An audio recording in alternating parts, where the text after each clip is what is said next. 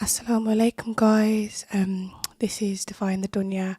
I'm Damita, and you're listening on Ramadan Radio Wolves. Call us at 01902972150 and email us at info@ramadanradiowolves.com.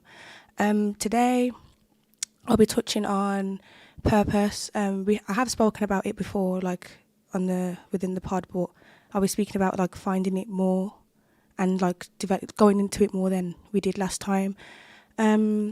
I'll start off with a Ramadan checkpoint because since I was last on here, we spoke about Ramadan and how it's going, and making sure that everything's fine.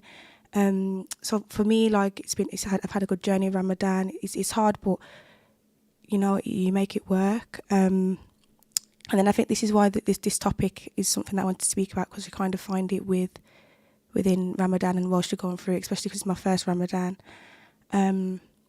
And yeah, so with purpose, I asked before about like what it is and if it's like God proclaimed or if it's like a self thing. And a lot of people said it's God proclaimed, like it's not us, that like He provides us with our purpose. And we agreed, like the people that was with me, we agreed. But I feel like there's more to it than just that. So like why we're here, like why we do things. So for example, praying, like we're here to pray to our and worship one God. That's linked to our purpose. We're here to do so much more. So that's just what I kind of wanted to touch upon. Like there's more to it than just finding whatever you need to find. So with purpose, there's that. A lot of people just think that it's just God that's our purpose, but there's more to it. Like he'll provide us with things. Like life won't be easy, but I think that's how you kind of find your purpose. And I think your purpose will always change, but there's a way to like adapt to it and help, like I don't know, like help and figure it out with life. Like there's more to it than just being like one tone. And then but I asked some questions about it, and I asked like what it is and how do we find it, and someone said that it's like exploring all your interests and having a good understanding on your faith. And I think that's a good example of what our purpose is. But I think it's more than just interests as well. Like it's not just to live and find your interests, it's to also find what you're for, like how to live. But I do agree with that interest, because if you don't find out what you like, you're just going to be one tone. And I also think for me, so for example, I'd say my purpose would be religion. And I say religion because it was a backbone for me. It kind of provides me with a blueprint on how to live. And I think that happens with any religion, or like with people that I follow, for me, especially with Islam, because it provides us with a way to go across life. And I think obviously because we're not perfect, it kind of adds to that, because if it was perfect, it would be like too smooth sailing. But we need to go through our ups and downs and stuff. We need to be able to repent, and we need to learn from things. We won't ever be able to learn if we're all stuck on the same thing. So I think that's what, like with purpose, it's more than just God, because we kind of define our own purpose. So yeah, that's how I think. And I think there's more to life than just doing one thing, and you always adapt as you grow. The last time that we spoke about purpose, we spoke about, does everyone have a purpose, and is it God-given or self-proclaimed? And like a lot of people's, like, it can't be self-proclaimed when everything is written by Allah, which is true, but it's written by Him, but it's us that has to do it, that has to go through what He's written.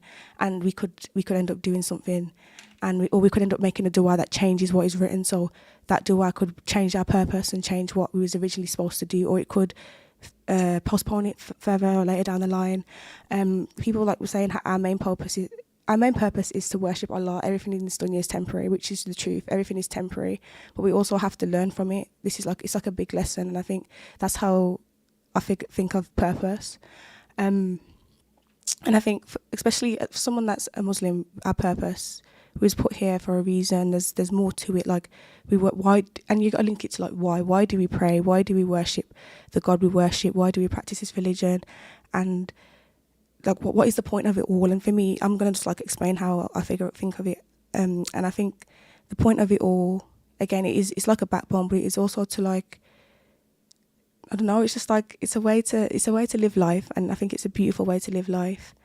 I'm just remembering, you got to remember the root of everything. So obviously we were saying about intention last time, but you've got to remember why we do things. Why do we why do we pray? Why do we worship? Like, yeah, if you're struggling and finding your purpose, we kind of just go back and take a step back. And I think that's how it was. It's not easy for me to have my purpose. I haven't found it yet, but I'd say it's easier for me to kind of say that I'm closer, or like still on my journey to find my purpose, because I've started from scratch finding Islam. So I think once you start from scratch, from finding what you need to find and finding whatever's giving you something to live for and carry on going and provide, like, keep you occupied, it kind of provides you with a purpose. So like, I have to remember why. So because sometimes it's hard, like you don't know why you're actually doing anything, and there's no point living not knowing why you do things, and there's no purpose for it. There's no point. So you gotta remember. So I think that's a good way as well for you to like help strengthen your iman during, like, I think you kind of lose the point and the idea of purpose when you don't have a strong iman, because you just think, what's the point of it all?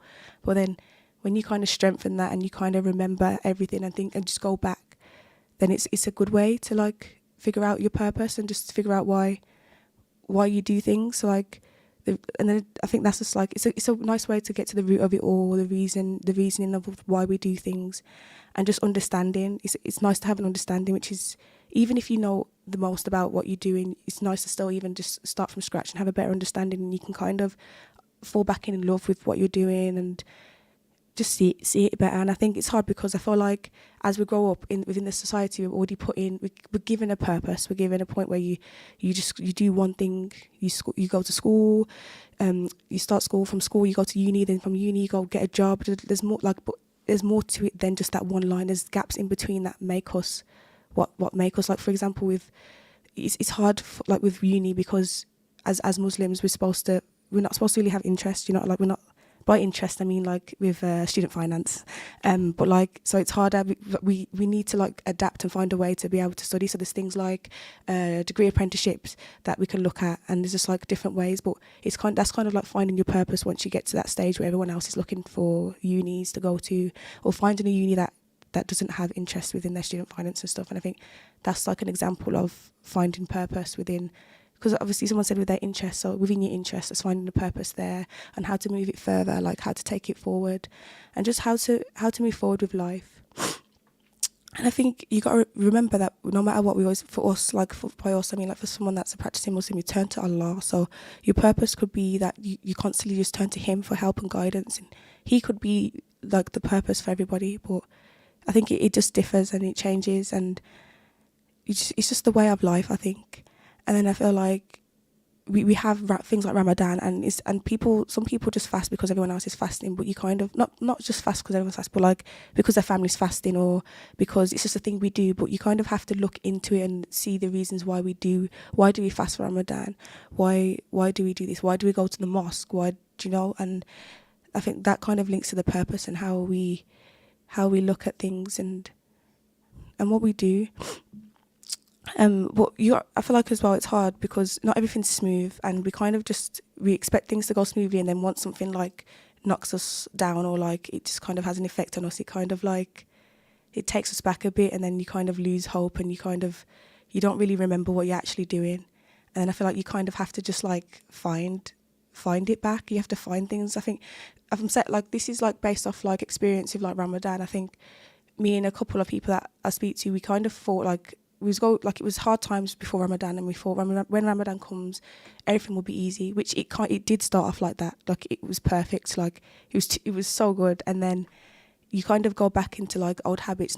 It's just like, and you kind of think, so what was the point? But I think it's because we kind of put Ramadan on a pedestal, and I was saying on one of the last episodes how we have to like get into patterns and routines and have the right mindset to know that you can't put like put your happiness into something. So I feel like for me, a big mistake I did, I was like relying on Ramadan and was saying, like for example, saying I'll be happy when Ramadan, and then when I don't end up feeling the way I thought I'd feel during Ramadan, it's kind of like, what now? So I think it's just like not relying on things to provide you with happiness, but then when you kind of find the happiness within Ramadan come at one of the best times it could have come at, but it's making sure you have the right mindset and find out what you need to do within the month. So like when you are having your down times, prepare for it. Because I feel like, especially with me and my friends, we didn't really expect to have like down days during Ramadan. We just thought it would be, every day is going to be beautiful. We'll be doing this, but you're going to have struggles. we're not going to fall into the right things straight away, and because we wasn't like that before Ramadan. So I feel like we just assume that we'd change and become different people, but you can't really become different people once like a month comes. Like you can change when like becoming that person and figuring out what the root of the problem is, but I don't think you can really change from who you was before that quickly. And I think that's something that maybe if other people struggle with, and that you're going through Ramadan and you're thinking, why I'm not enjoying it because I don't feel like this. It's because we kind of put it on like a pedestal of, now when Ramadan comes will be better, like I'll feel happy at it. But you can't rely on the month to do that. You have to also provide. So like, again, with like the finding your purpose, you kind of find it through Ramadan. You find it through fasting, through the people you surround yourself with. Maybe going to the mosque can help you with like how you feel. But and I think it's harder as well because I feel like people, when they sin during Ramadan, they feel like the sins that they was doing before are like higher, like they're the worst. Like you can't do it. And then when Ramadan is over, it's like it's the sins aren't as like deep as how it was during Ramadan, but it's exactly the same. And I think if we have that mindset of all the sins are the same, like the way you treat it during Ramadan, you should treat it after. And I think that's why when Ramadan comes back around again, you won't be so like, oh no, I can't do it this month. But then when the month is over, you end up doing it again. So it's like setting the right mindset and finding the right things to do during Ramadan. I think it's hard. It's a hard journey, and I think mentally during Ramadan, there's going to be lots of struggles. And especially because you got to adapt, and you're not used to really. You don't really do most of the things you do during, you do your praying and stuff, but like you've got the fasting, you've got your sleeping pattern, like lots of things have changed, and it's like that kind of like has an effect on what you was doing during life. Do you know what I mean? Like I feel like a lot of people as well, they have like hobbies that they don't get to really do because they feel like, because like fasting, they might not be able to do it during fasting, and I think that kind of that doesn't really help with like mentally and like helping with like purpose. You kind of doubt your purpose because you're not really doing what you're supposed to do, but you kind of find a way to adapt and just find other things to do during Ramadan and during after Ramadan. And yeah, so I think that's kind of like what I see purpose as. I do think it is given by Allah, and I don't think it is self-proclaimed, but I think it's a way of life. It's a way to help, and I think it's finding purpose, and it gives you something to occupy yourself with, and I think that way you're not really listening to what you're saying in your head and having the doubts, because I feel like we all overthink a lot, and I think when we give ourselves a target or a purpose to look for, then I think it's easier. It's something that we can work with, because it's not going to be easy to find what we need to do in life. We might think that in the future, like for example, I might think I'm going to be a doctor in the future, but anything could change. So it's like adapting to that and figuring out my paths and where I see myself and what I want to do. And I think we don't really think to do things like that. We just kind of, obviously you don't want to think too far in the future, because only God knows what's going to happen in the future. But it's kind of like making sure we plan ahead, because we just kind of go with the flow, and we just leave it. But I think when we kind of just like see how life's going to go and what we think, because anything can happen, lots of things happen unexpectedly, so it's like how we handle and deal with things that are thrown to us that we aren't really expected to have or deal with. And I think that's a big part in how we look at purpose. I think you can define your purpose from the things that happen to you, because if for example, if you're really interested in something and like the minor inconvenience happens and then that's it for you, like you just quit and you stop, then it really wasn't for you, and you might think that that's my purpose. But if you're not willing to fight for something that you really are interested in, or try and find a way to make it work, then that's not what I would say your purpose is. I think that's how you kind of tackle down what's right for you and what's going on for your future, and how you're going to figure out things, because it's something that you literally can't live without. So for like example, this pod, like the thought of like, not even just pod, but like this whole thing, like the thought of losing this and not being able to speak, and either like not even, like help others, or have others that can relate, or people that can like speak to me and give me knowledge and help me. I feel like without this, I don't know what my purpose could be. Like obviously I have other things outside of it, but like or like the media, like being within the media, like that's my purpose. That's what I see, and that's my goal. But it kind of changed from when I was at school. My purpose wasn't that at first, but now it adapts and changes. And I think for me, realising that this is something that I really want, and finding that this is what I see my future as and what I want to do, then that's how I kind of found what my like part of my purpose is. And I think that's how other people can kind of find that, like when finding things. If you doubt it and and you're not really like interested in it, and it's not a part of your future, and it's not really going to help. So yeah, but I think it's hard when speaking about purpose, because you can kind of go into a spiral. You don't want to think too much, because I used to think too much, and I used to think about my future, and then because I was thinking about my future too much, it was like it mind frazzles you, and you can't go too far ahead, because we don't actually know what's going to happen. So it's thinking about the now, and just thinking about how you can change and adapt as a person. And I think change is a big like a big way to find your purpose, because I think we all grow as people. So if we was the same person, we wouldn't find our purpose, and we wouldn't find what we need to find. So yeah, it's just like how you change, and how you don't want to make the same mistakes as the past, or what went wrong last time, to the point where you didn't go down the path you were supposed to. Why didn't you try and like fight for it? What happened? Because you can fall out of love with things as well. Like you might have hobbies and interests and stuff that you fall out of love with, and it's like, what now? Like, what do I do? Like, there's nothing for me, and it's kind of like you have to find that again. And I think it's very hard. It's hard I think it's especially harder when you don't really have a faith, or like something to believe in, because you're just kind of stuck. So I think it's easier once you have something to believe in, and you have someone to speak to. Like, for example, I speak to God, do you know what I mean? So like having him to speak to, and kind of help with the purpose, and help with like past. And I think it's just getting to depth. It's like you've got to go back to move forward in a way. And I think that's the way I think of purpose. Like, it is God given, but I also think we kind of have to do it ourselves, because this whole life that I have is God given, but I still have to do things like on my own. Like I have to learn how to live. I have to learn how to provide for my family. I have to, like there's a lot of different things that we have to do that is God given, but it's kind of how we approach it and how we tackle it. So yeah, I think that's my interpretation of purpose. And my purpose during Ramadan is to grow closer to God, learn more. Like I need to learn more about my religion, and like just become a better person. But by become a better person, it's not like to be perfect and to know everything. I feel like you're always going to learn, no matter how old I am. I will always be learning something. So I think it's just preparing for that, because I keep trying to be like a perfect thing, and I think I can't really do that. Like I have to have like my mistakes and the ups and downs to become better, and to have my goals. And I think you can also be the reason someone else has a purpose. Like you can, like what I say could impact someone on whether or not they take or go down a route that they need to, or whether or not they don't, and not just me, like with anybody. Like you could speak to someone, and like whatever word you say could impact them on what they want to do.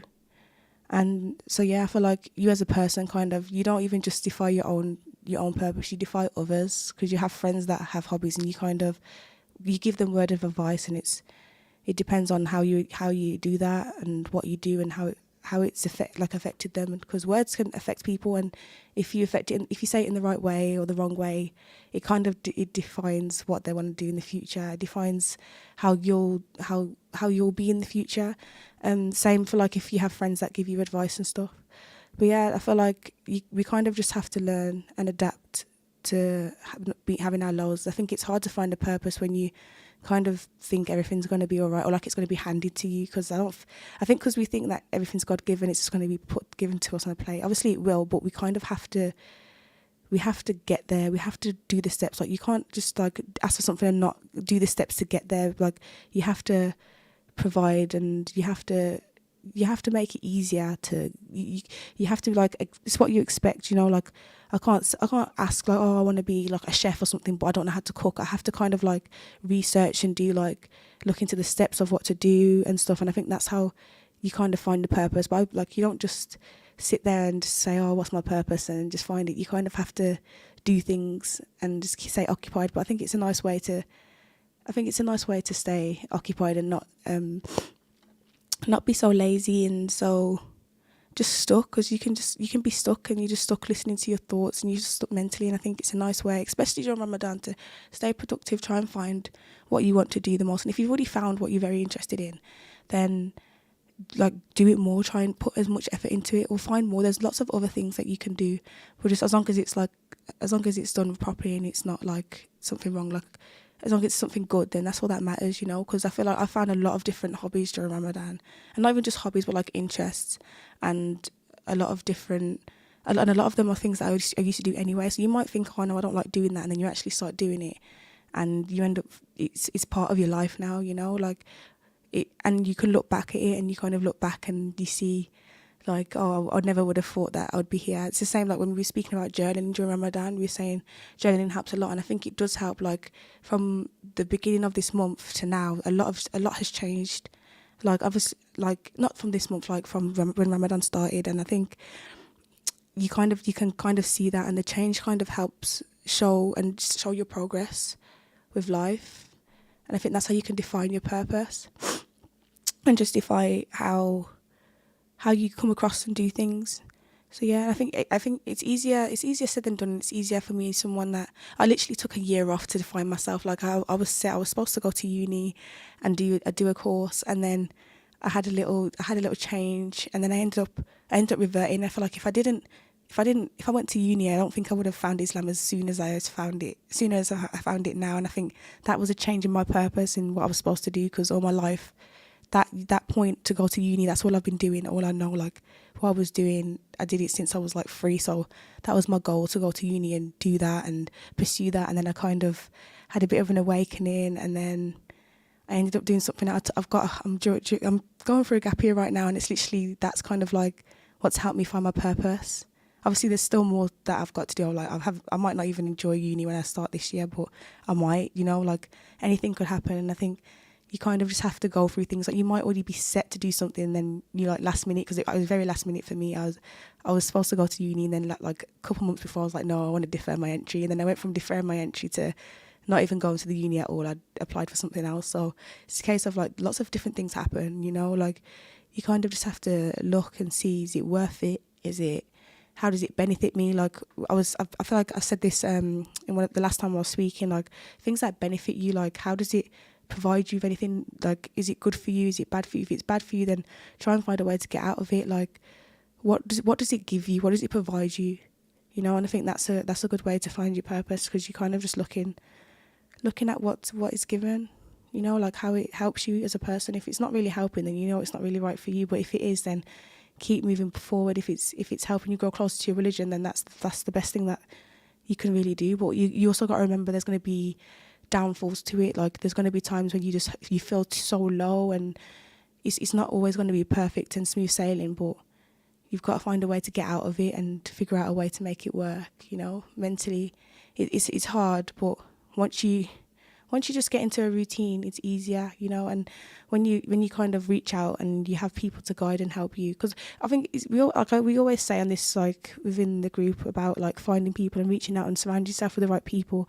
But it's really hard when it's really hard when no one really can relate. You kind of going through it on your own. But you also got to remember that they can kind of give you a viewpoint on how they think you should tackle certain things, and that can kind of help with how you move on in the future.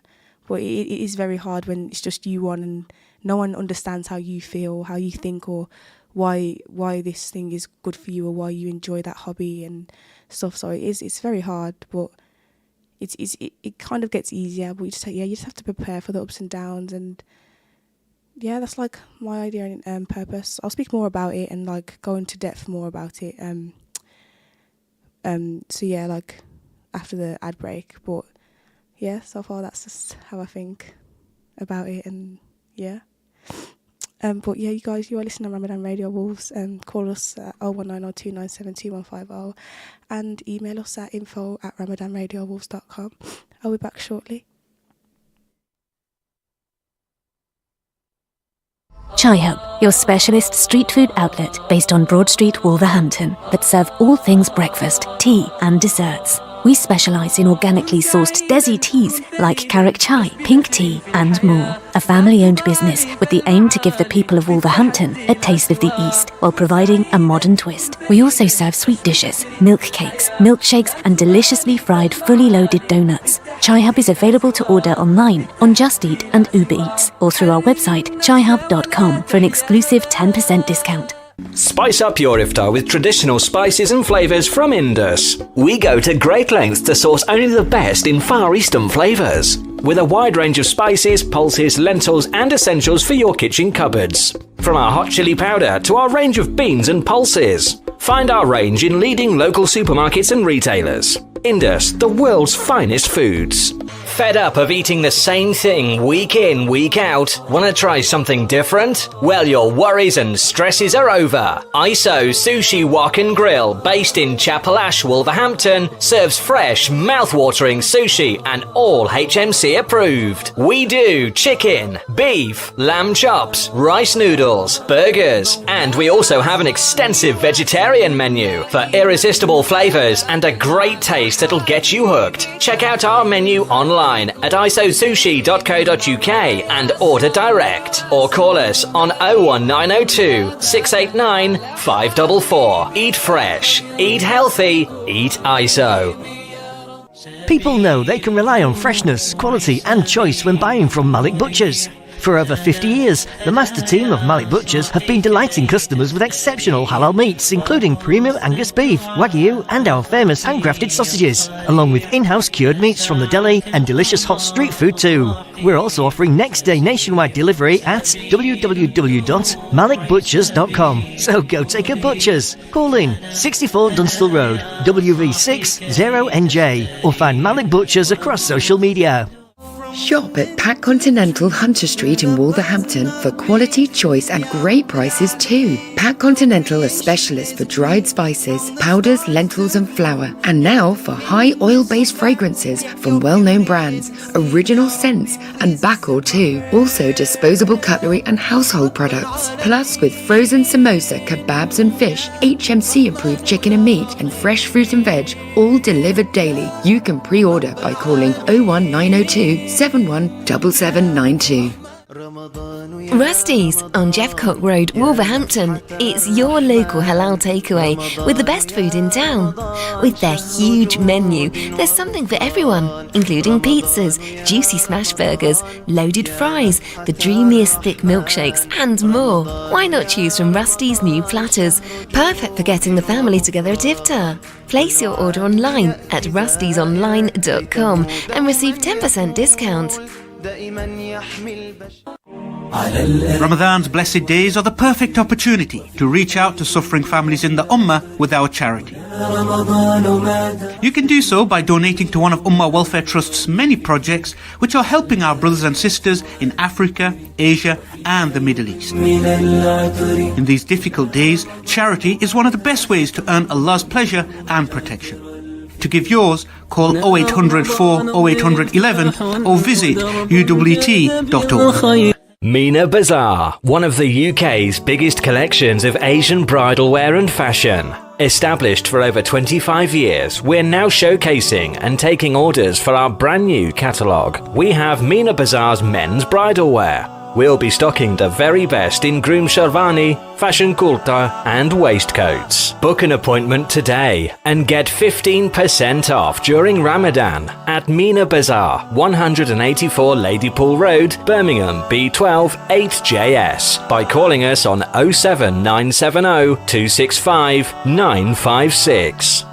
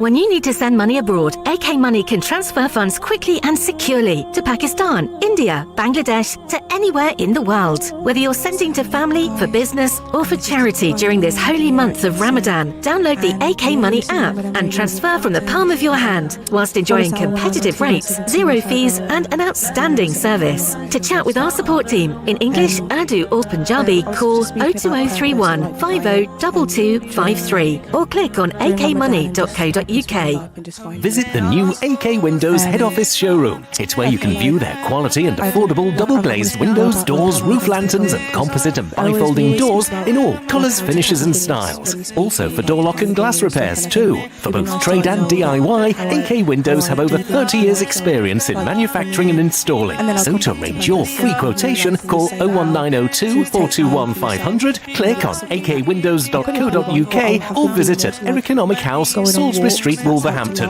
WV3 0BG. The death of a loved one is a very emotional and challenging time for the family members of the deceased. Al Mu'min Funeral Services have been supporting families across the UK since 2005. Their professional, experienced and quality service ensures the whole process from release from hospital to burial is taken care of respectfully and efficiently. They also specialise in worldwide repatriations, assisting to take loved ones to Pakistan, India, Bangladesh, Iraq or anywhere worldwide. almu'minfunerals.co.uk, your trusted funeral service. Eurofit Auto Centres, the West Midlands' leading independent auto centre, celebrating 18 years of service. All services, MOT and repairs, with a free collection and drop-off service within Wolverhampton. Book online today at eurofitautocentres.co.uk or call us on 01902 40 40 45 and we'll direct you to your nearest branch. The experts making vehicle repairs simple.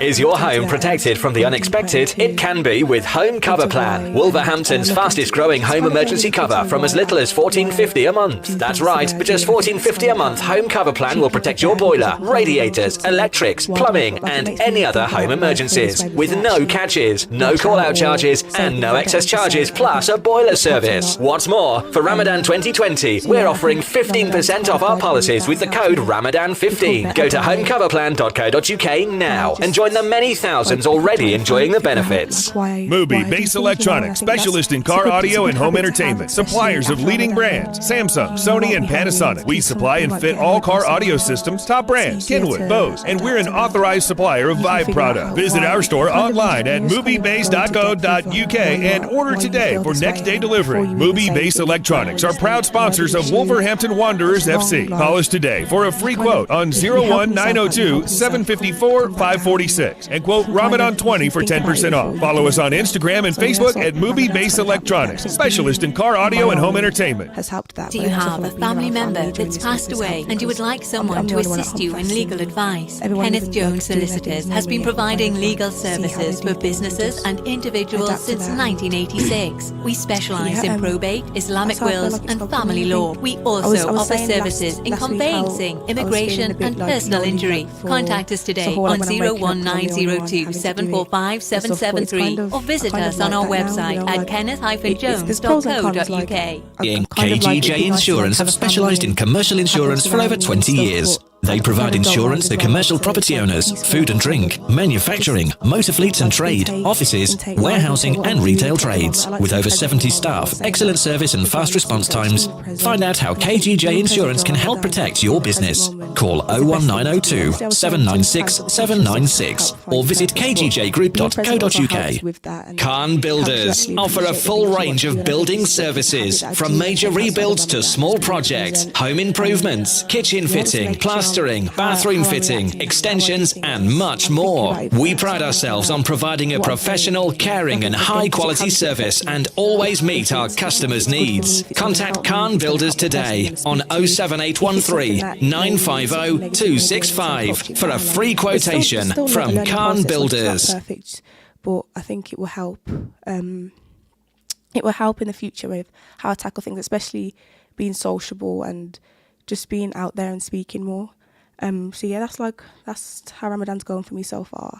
I thought it would be more smooth sailing, but I think that's again because I was putting all my happiness into Ramadan, thinking, oh, I'll be so good. Like, as soon as Ramadan's here, I'll be so different. I'll be so happy. And then it comes and you're kind of similar, or you kind of feel the same, and you don't feel like how you was supposed to feel. Like at first, I felt at ease, and I thought this is it. Like this is how I'm going to feel the whole of Ramadan. I'm going to feel like this.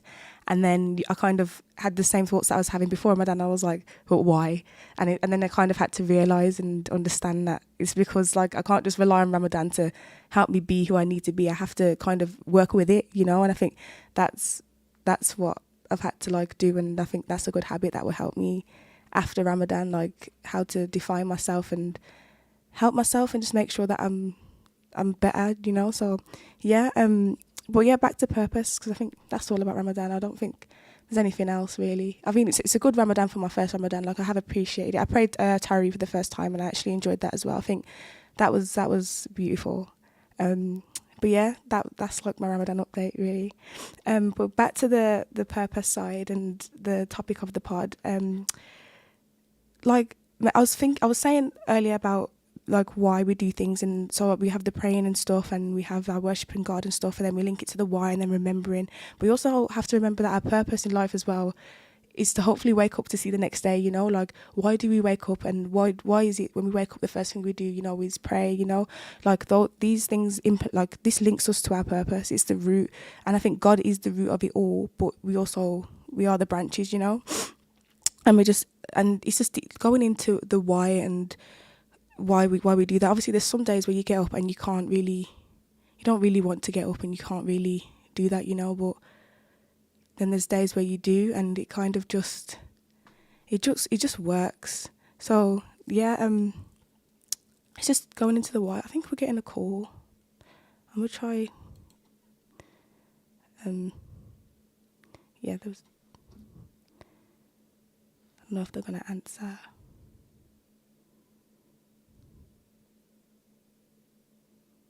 I don't know. No. Yeah, I don't know. I thought we was getting a call. But yeah, so that's like the purpose, linking it into why we get up, why we do things.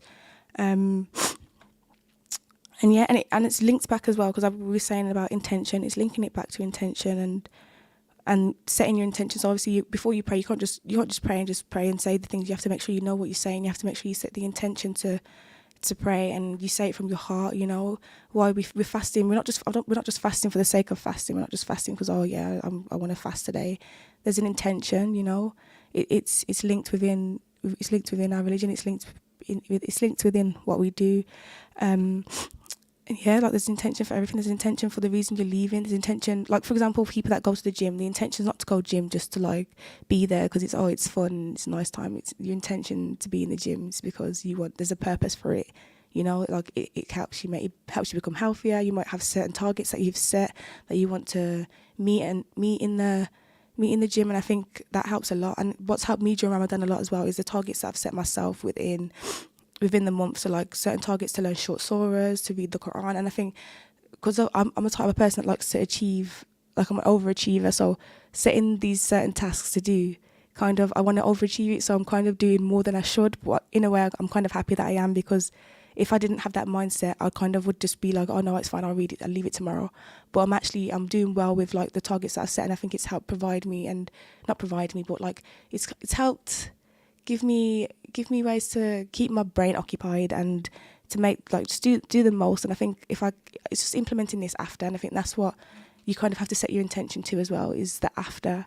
Like it's not just now, it's not just doing it just because it's Ramadan, it's the after, it's the mindset. I've got to keep the same mindset of like the mindset of the things that are good for me, and the ones that are bad it kind of allows me to see that, and I can see what needs to be changed and what I need to work on. And I think that's what I should have been thinking of Ramadan, and looked at Ramadan as that, instead of looking at it as a way that it's just going to make me happy. Like I'm going to live life so good, like, oh, you know, it's going to be the best, when you just have to take it. It's the same life, you just got to adapt it and make sure you kind of make it the best. So yeah, I think targets and the intention helps a lot, man. Like having a good intention is all that really matters within finding your purpose and just finding what you need to do.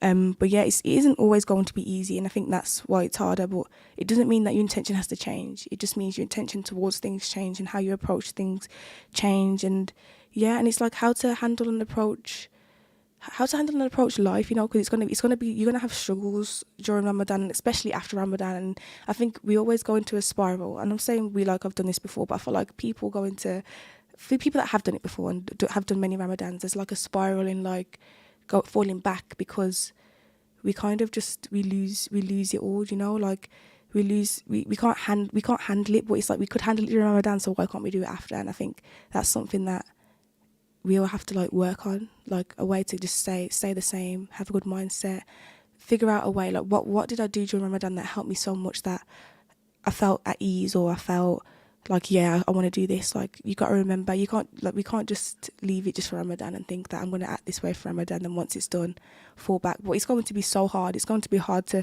stay on the right path and stay doing what you was doing. But you just got to remember, even the bad, like you have to remember the bads, and you have to remember the things that you're not really happy about, so that you can maybe approach it differently and not make the same mistakes, because we will make the same mistakes, but you kind of can prevent that in a way if you kind of deep, like you go into it. And I think that's what Ramadan's helped me with. It's kind of tackling all the deep things that I need to change or keep, and I think that's something that you can implement a lot outside of it, and can help find your purpose, because you can't find your purpose being the same person. You have to change, you have to learn, you have lots of lessons, life lessons, and you kind of find your purpose within those life lessons. And you just have to make sure you're understanding what's actually a life lesson and what's just something you got to tackle and overcome. But yeah, I think mentally is hard during Ramadan, especially because for me, I just thought that my mental health would be perfectly fine. But I think you kind of just have to take time. And Ramadan is here. It's a very helpful month. It's a peaceful month, so it can help mentally. But you got to make sure you make the most of it and figure out a way how to make it help. I don't even know if this makes sense, but I hope it does. But yeah, like just making the most out of how. Like, for example, we were saying like the things to do during Ramadan was like meditating, and we were saying going on walks and stuff. And that kind of implements on mentally, and how you just kind of focusing on yourself. And I think during Ramadan and within finding your purpose, it's your Ramadan. Like, you have to, obviously there's people around you, and you have good friends, and you have family, and you do have other people with you, but you've also got to remember it's you and your own journey. So like, you've got to focus on yourself, and doing all these tasks and doing all these things during Ramadan that you enjoy has to be because of you and because of your purpose and how it helps you, you know. And I think that's how you can kind of have a better mindset after Ramadan, with continuing the journey of finding your purpose and finding whatever you need to find, because you kind of you focus on you, don't focus on the outside world. And a big thing that we do a lot of us do, we just compare and we think about others and what they think of us. And I think that you're not going to find your purpose if you're so worried about what other people think about, you know. Like, how are you supposed to move forward if you're scared that so and so is going to say this, or they're going to laugh at me? Because that's inevitable, you know. Everybody's going to have an issue with it. There's going to be different opinions. No one really will always think the same thing. But I think you can't really find your purpose when you're stuck in that mode. And I think that's something I've had to learn, especially as someone that overthinks so much. Like, I can go home and overthink about this today. Like, I'm probably thinking, oh, did I say the right things? Or so just stuff like that. Like, if I went home and I thought that and thought, oh, I can't come back next week, I can't speak on here again, how would I find my purpose within this? Or how would I move forward with speaking in general if I'm going to be so stuck on how I'm saying things, you know? Like, there's a reason why I've said the things I've said, and I can't really take it back, you know. Once it's out there, it's out there. So it's just making sure that you kind of just focus on that. Obviously making sure you think before you speak, but you can't really think too much about it, because if you think too much about what you've said and, oh, was I embarrassing, you're never going to move forward, which is something I need to work on that myself. Like, I feel bad as well. I always be on here and I'm saying things. I don't want people to think that I'm just telling them how to live life and how to do things when I'm not even there yet myself. Like, this is, like I keep saying, it's like a reminder for me. Like, I have to listen back to this and think, I need to do this as well. I need to implement this within my life and the way I do things. But yeah, I think just remembering you kind of just have to think about yourself a lot. And I think after Ramadan, that will help so much if you started doing it now. And it will help. It's setting the mindset. Like we say mindset a lot as well when we're speaking about Ramadan and life. And it's just like, I think it's good to kind of set yourself into and set your mindset to something where you're just focusing on you and you just kind of block out the outside world. Because I think that's the easier way to think of it. Just block out. Don't think too much. Because thinking too much, you're not going to move forward and you're not going to find your purpose when you focus on other people. You have to find it within yourself and you find it on your own. Like if I thought about what other people thought about, I would never reverted. I probably would have reverted later on I probably would have reverted when I moved. Like if I moved somewhere else, I probably would have thought, no one knows me here. I can be a Muslim here because no one will see me. But if I thought like that, then I wouldn't move forward. Or like with hijab, wearing hijab, if I was so stuck on what people think and how it's a big thing, like, oh, everyone's going to see me. They've seen me before. Someone that didn't used to wear it, now they know. It's kind of like everyone knows now. But it doesn't matter. Like, if I still had that mindset and still that fear of walking down the street and people seeing me in hijab, I wouldn't move forward. And it's linked to my purpose. Wearing hijab is linked to my personal journey. And I think I keep saying purpose a lot, but it's also a journey. It's your own journey. It's your own struggles, your own hardships, and then the ease comes, your own eases. Like when you're going through struggles and hardships, it's not other people's eases that help you and put you through it and help you learn from it, but it's your own. And when there's hardships and that eases that come through, it's not just ease like to say, oh, like, well done, like you've gone through this hardship. It's a lesson. Like you learn from the hardships and you learn from the things that are good for you. Like even if it's smooth sailing, Ramadan might be smooth sailing for some of you guys. Like not everyone's going through the same thing that some of us are going through with like the ups and downs and stuff mentally and just like the barriers and the struggles. But if you've got to learn from it as well. You've got to maybe implement whatever's going so well for you now and take it for after and just apply it to life. It's just making the most out of Ramadan and applying it to your life, like we can't just live life for Ramadan and just leave it, we have to make sure we're applying whatever we've learned, because I think Ramadan is a big lesson for us all. It helps us see what sticks out and what doesn't and what needs working and just how to become better. So that's like the biggest thing for me, is just making sure I implement it into day-to-day life. And after Ramadan, like I don't want to fall back. Obviously we will. It's not going to be easy, but I think just having the mindset to make sure I stick to the same things and live life like how I live Ramadan, it's just it'll be a lot easier, I think, just to move forward and just to see things. But yeah, I think there's a lot of pressure with it, and I think there's a lot of pressure. I think for me, I feel like there's lots of pressure on me on how to live, especially as a revert, because I'm new. So it's like, I feel like whenever like I do something wrong, it's like, well, like, you know what I mean? Like I've just, because I'm new to the religion, it's like, I know what not to do. And because it's like I'm openly doing it, not saying that born Muslims, obviously they know as well. But for me, it's just like, I'm fresh, like born Muslims have had so long.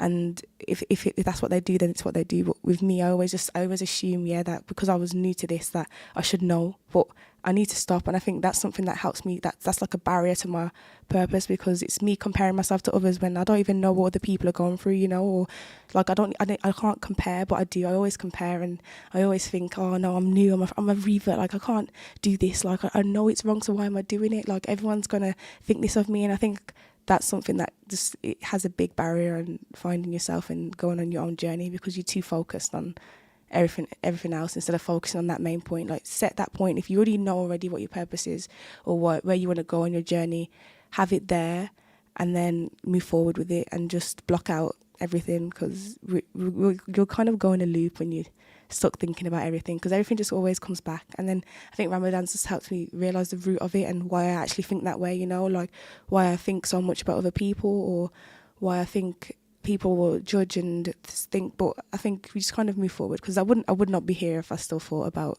everything everyone else said. But then it also links to, obviously I said that it's on your own journey, but I did have people with me that also thought like, no, let's do it. Like when you're in a group, you're kind of there, you're on your own. And I think today also helped me realise that I can't really overthink too much, because I was scared. I was like, I'm going to be here on my own. I've not done it on my own before. We always do this with other people. But kind of when you're here and you're actually being present in the moment, you kind of just forget. So do things like outside the comfort zone, because this is outside of my comfort zone, being on my own. But I'm going to have to prepare. This might be a very impactful thing for me for later down the line in my future where I am doing something like this on my own, and I would never have known what to do. I would have been feeling how I feel now then. So like I'm taking this as my lesson. That could be something for someone else. Like there's something that you might not expect to do, or it might be outside your comfort zone, and then you actually do it and you're like, okay, it was fine, or I didn't like it, and then it might come up in the future, and then you know whether or not you want to go with that. I want to do that, or no, I'm not. I did not like it last time I did it, or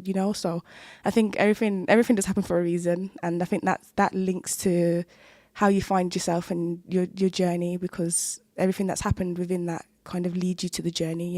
It might not be today, it might not be tomorrow, it might be like 10 years from now. Like I might not have to do this until 10 years, but still I've kind of had the experience. And for whoever's listening or whoever's like going through what they need to go through, they're going through it now. You're going through your own experiences.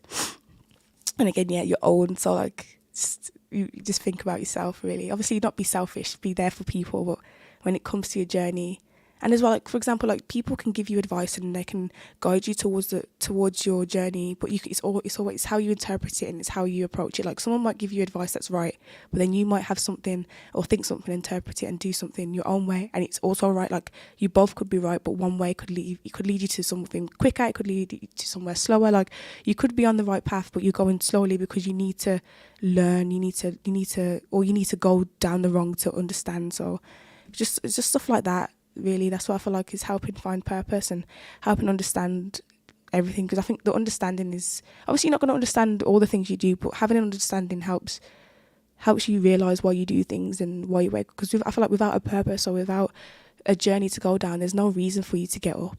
And I think that's what I had to find, because there was nothing really for me, and I was struggling.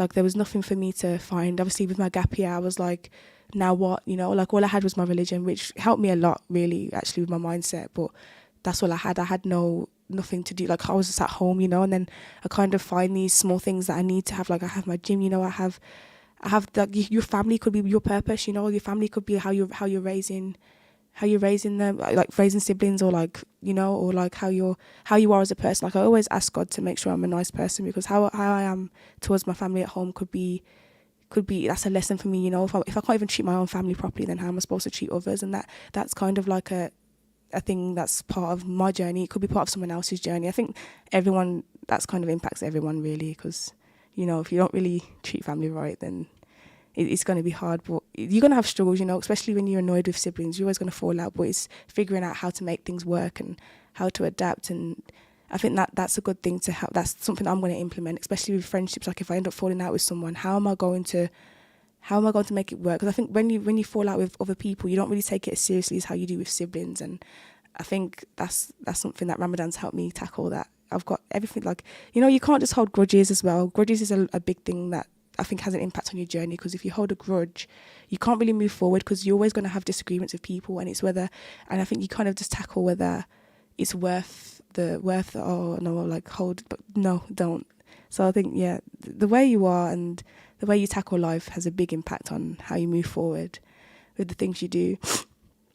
And I'm hoping that I can keep the same mindset and tackle things properly, and hope that kind of helps.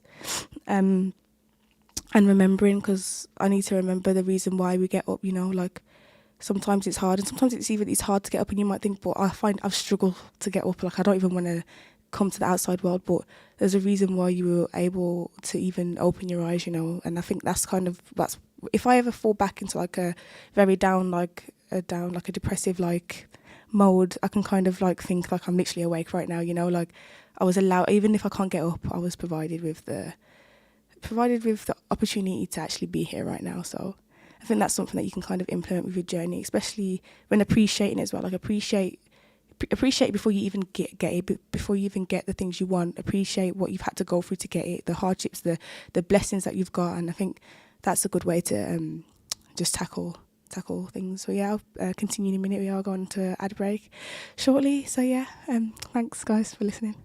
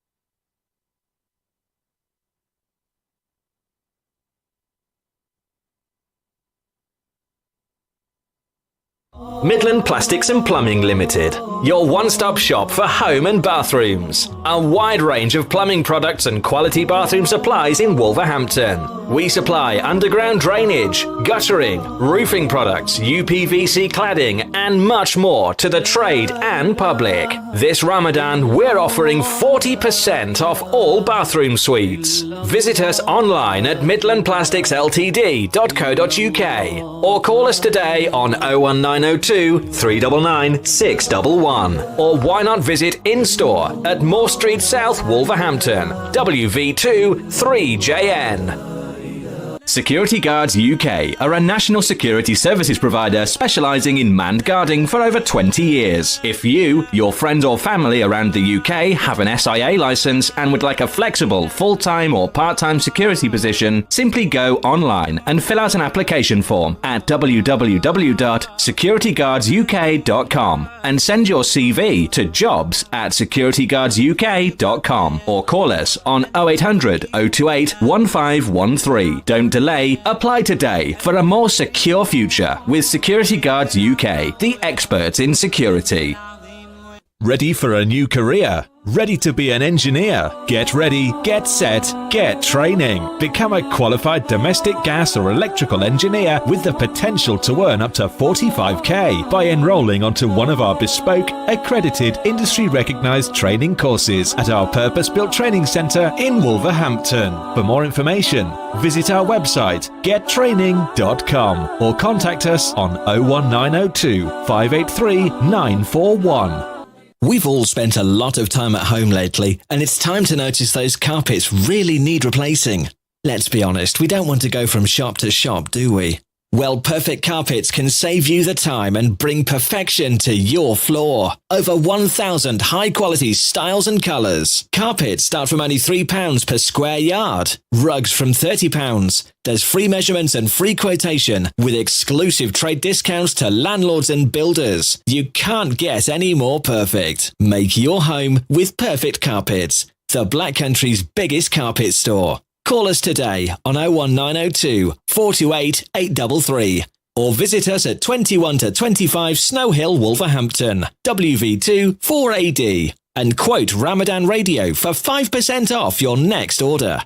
Your tyres are essential for safe driving. They're the only link between your vehicle and the road. At Premier Tyres, we proudly stock leading tyre brands such as Goodyear, Michelin, Pirelli, and more. We're also your go-to garage for MOTs, servicing, exhausts, and all your mechanical needs. With the most affordable prices in town, unmatched quality, knowledgeable and fully qualified mechanics, we will look after your car no matter the make or model. Premier Tyres, Crown Street, WV1 1PX. Call 01902 455 684 or visit premiertyreservices.com.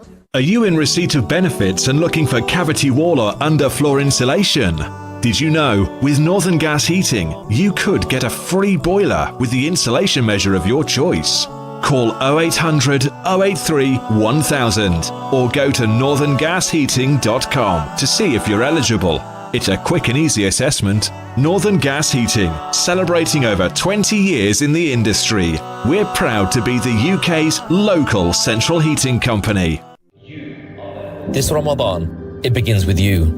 You are a giver of hope, a seeker of rewards, a responder to those suffering. Assalamu alaikum, guys. This is Define the Dunya. I'm Damita. I always forget to the introductions, but yes, I'm Damita, and you're listening on Ramadan Radio Wolves. Call us at 01902 972 150 and email us at info@ramadanradiowolves.com. So I was touching upon intentions, and I was speaking about purpose, and I was saying about how the why we do things and the waking up and it's a blessing that we're here. And I was saying that that's kind of based on the intention, when we go to sleep, our intention is to wake up the next day, it's not to not do anything. So I think that kind of touches up on that. And I think it's also like how it shows how it's not really smooth sailing. So like we might have the right intention and we might have the right things to think about and stuff, but it's not always smooth sailing. And I think that was something that impacted me when I was saying how for Ramadan I expected it to be perfect. I expected expected it to go so well, and obviously it's not done yet, so obviously there's still time, and I think it's not a bad thing. Like, I'm happy with how this is going so far, you know. I think it's beautiful, and I'm happy that I even got to see. I had a fear that I wasn't going to make it here, so I'm happy that I even got to see Ramadan, you know. I'm getting to see it as a revert, and I think that the not being able to I feel like I can't get my words out. I feel like not having like the smooth sailing journey so far is such a big blessing for me, and for like I have friends that are going through like not the same thing, but like it's not smooth sailing, and it's like I think it's a blessing because we can kind of just see how we approach things, and it was just hard, but I think you can this now is like for me to say how to tackle pressure and how to understand it, you know, and the why, you know, because I think it's hard to tackle emotions and stuff during a month where you kind of put yourself into a space where you think you have to be the best person ever, when really if you wasn't the best person ever before, you can't expect to just become that best person overnight. Like you have to like have processes, and I think for next Ramadan, hopefully I get to see it. I think what I'm going to like implement is making sure I have like I know I said I set myself targets to do during the month and stuff, and I have had them set other days, but I feel like maybe set more, you know, and then give myself a break, because I think not even just myself, like give yourself a break, because I think we try so much to make sure we achieve the most and make the most out of Ramadan, but we don't actually give ourselves enough time to actually like recharge and use the month as a recharge month. That's something that I would tell myself for the next Ramadan, because I'm not using it as a recharge month. I'm just using it as a I'm just using it as a do this, do that. You have to make sure you do this because it's Ramadan. Like, imagine not doing this. And it's like, no, there's like, yeah, of course, try and be the best person you can. Make sure you go to Taraweeh. Like, I had the mindset, if I don't go, I was like, I cannot not go to the mosque like during Ramadan. Imagine if I can't do Taraweeh. Like, it's all right. Like, I can do it at home, but I was telling myself I have to do it at the mosque. I have to do it at the mosque, and it's like, I don't need, like, just because it's Ramadan doesn't mean that I have to. Obviously it's a good thing to do, but I could do it at home if there's other options. But I think that's something that I need to look at. Like, I need to stop thinking that just because it's Ramadan I have to act a certain way, because there's no point if I'm not going to act this way after Ramadan, then there's no point me acting this way now, because there's not, like, you know, it doesn't make any sense. So I think that's something that I'm going to tackle, and that will help me with like my hardships. But it's very hard, and I think to approach pressure and handling pressure, it's finding the root of it all. Like, what is causing this pressure? What is causing me to go through this spiral right now? And I think that kind of helps with like this is still linked to purpose, but it's linked to your mindset towards your purpose and your mindset towards your journey. Because if you can't handle certain amounts of pressure, how are you supposed to handle it within the outside world, or handle it at all within life? So I think it's hard to tackle things, and it's hard to tackle like the hardships and stuff, because sometimes, like with me, I'm a type of person that whatever, if something's going wrong, or like it's very hard on me mentally, I kind of block it out and ignore it and just push it to the side. But I think during Ramadan, what I'm trying to do and what I think is helping is actually kind of going to the root of it and tackling the things that don't really go right. I like things to go perfectly fine, and if it's not fine, then I don't actually want to know it. But I can't just get to know the good, I have to actually know the bad as well. And I think that helps you, you know, that helps with tackling the pressure and tackling hardships. I think that's why pressure builds up as well, because it builds up over time of just pushing everything down and suppressing it, and suppressing things for the sake of Ramadan. I think that's what a lot of people have done, that I've witnessed and seen. So like with hardships, or like with falling out, you kind of like, no, I'll wait until Ramadan's over, I'm not doing this. You kind of have to approach things now during Ramadan, you know. You kind of have to, I think people think you can't get mad during Ramadan, you know, because it's like, if you feel mad, then try and figure out why, you know. Like, you don't suppress your emotions and feel like you can't feel sad or you can't feel bad emotions during Ramadan, because you can feel them, but you just got to understand it. And I think that's a big part of your journey, is understanding why you feel the way you feel. And I think that's what I need to do, because I did not understand why I'm going through Ramadan and I'm like still thinking, I'm still not at the best mindset that I want to be at right now. But but understanding it kind of helps. And maybe you might not understand, but even then, just put in the time to understand why I feel certain ways. It's good for yourself, because you kind of, the pressure will build up if you just push emotions down and suppress them and think not during Ramadan. And I think we can't do that. You can't just say not during Ramadan, because what's the difference from it happening now during this month to it happening after Ramadan? You know, just because like it's a very special month and we want to make the most of it, and we don't want to have like we don't want bad things happening during Ramadan, but you kind of have to implement that to after as well. Just because it's Ramadan doesn't mean you have to prevent things from happening. It's easier to get it done now than after, because I feel like when you push things to after Ramadan, you kind of end up going into that spiral because, you know, like, you don't know how to handle it. If maybe if it happens during Ramadan, you might approach it differently to how you would have approached it after. And then that's the biggest lesson that you can kind of learn on how to approach things like that in the future. And I think that's something that I want to do. I don't want to not do it and be like, no, not just because of Ramadan. Because I was saying how at first Ramadan happened and I was not getting mad easily, you know, like, I was just mad over small things. So we all have emotions, and we do get angry over silly things. And I was surprised. I was like, what? It's Ramadan, but I can't rely on a month to make me not have certain emotions and feel certain ways. I'm a human, you know, like, I'm going to feel these ways. And I think that's something that you kind of have to tackle, because I feel like when you suppress all the bad stuff, it just builds up too much. And then you end up taking out a lot of anger on other people.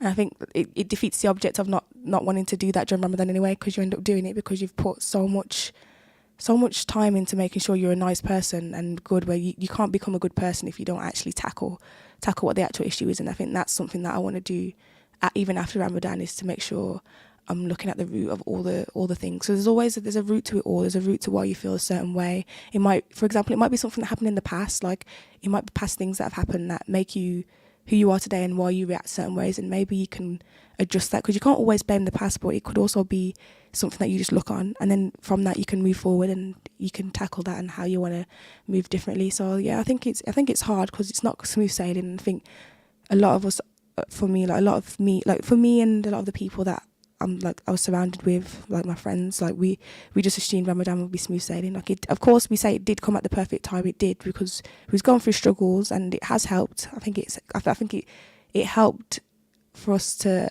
like approach and tackle what we're going through. But we have to make sure we're like this within after, because we've got many months to come. And if we just rely on a month to help us tackle emotions, we won't move forward. Whereas if we just use this as one big lesson, it will help us so much with our journey and how we are, especially with people that are in studies, because you're constantly in communication with other people. And I think you can communicate better when you kind of understand why you do certain things. Obviously, nothing really makes sense. Like, a lot of things don't make sense, but you can kind of make sense out of things by just tackling it. And I think that's how you kind of just see things. And we were saying how to do journaling during Ramadan, but journaling isn't just to like look back at your journey and see the growth that you have within the month and stuff. Do it after. Like, I used to do it anyway, and I see the growth within how I am as a person. And I kind of, when you write down how you feel, or I'm not telling you guys you have to journal, by the way. I'm just saying this is something that we say it a lot during these episodes, and I think we say it because of how much it helps. And I think if I say how much it's helped, you can kind of see why we say it so much. So like for me, like during Ramadan, it was nice to do to journal, because I can kind of see my targets. When you write it down as well, you're off your phone, you know, you're actually present in the moment, being present, listening to yourself. And because I write down exactly what I'm feeling, and I can look at it and I can read it, and it kind of makes me process it and think that's right, or that's not, that's wrong, or how I am as a person. I think that's what's helped me tackle things, you know, and tackle my hardships, because I've written it down. And I think as a person that loves to avoid the bad, writing it down and then reading back, that's something that's helped, because like before I wouldn't be able to do that. I wouldn't be able to read back on something that's happened that's really like affected me. But Ramadan's helped me with that, and I want to take that forward. And I think that's why journaling is something that helps a lot. And the journaling on its own kind of shows the journey. Like, it's part of your journey, you know, it's part of your purpose. It doesn't even have to be a journal. It could be like you're recording voice memos, or just something just to document. I feel like documenting things is an easy way to kind of go through with your journey, because you can it gives you something to work with, you know, it gives you something to have something to compare to actually. So, and I think you can't see results in how you are as a person if you have nothing to compare it to. So like, I won't know if I've changed or grown until I've actually gone through something and then seen how I've approached it, and then be like, how would I have approached that before? How would old Damita approach that, you know? And I think that's why journaling and documenting things have helped. Even though I'm kind of hurt because I haven't really documented Ramadan as much as I wanted to. Like, it's my first one, but I think it's because I've not really wanted to be on my phone and record every single thing I'm doing. I'm kind of just trying to be in the moment. So like, it's a pro and a con, but I want to be able to look back and be like, oh, I remember my first Ramadan. And I have like a mini vlog that I did, but other than that, I haven't really documented a lot, and I really do. I want to make the most, and just I want to be able to look back at my first Ramadan, but I don't mind, because if it means that I'm keeping myself that occupied, I'm not recording myself, then it's fine. But yeah, just small things like that, you know, like just documented the big moments. I think this is a big moment, and then you can just gauge it off that, and I think that's a way that you can tackle things, like especially hardships. I think you can tackle hardships that way. I think you can also tackle hardships by speaking to people, you know. I think as well, moms have, like I say moms, like people, if you have a mom, yeah, moms have lots of like knowledge, right? And even just having a conversation with them, it doesn't have to be moms, it could be like a parent, an auntie, it could be anyone, like whoever you have, like a lot of them, like they have good knowledge, and you can confide in them, you know, confide in people, friends, moms, like speak,